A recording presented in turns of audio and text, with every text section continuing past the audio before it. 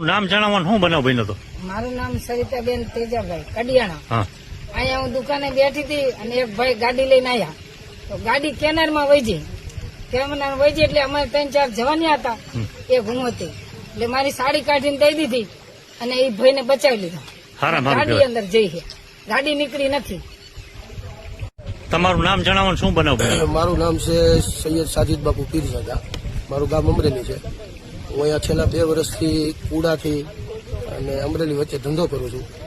અને અહીંયાથી હું હાલ્યો આવતો હતો ત્યારે માથાકોલા રોડ ઉપર ત્યાં વચમાં કેનાલ બાજુમાં એક અહીંયા રોડ છે, ત્યાંથી એક ગોધરા ભાઈ હતા, મજૂર હતા, 2 માળા હોન્ડા લઈને હાલાવતા. એ લોકો મારી ગાડી જોઈ જ નથી અને 100ની સ્પીડમાં એ લોકો હાલાવતા હતા. મેં એને બચાવવા માટે મારો ઈકો એ લોકો બચી ગયા, મારો ઈકો અહીંયા બાજુમાં કેનાલમાં પડી ગયો અને મને એના ગામજનોએ બચાવી લીધો છે.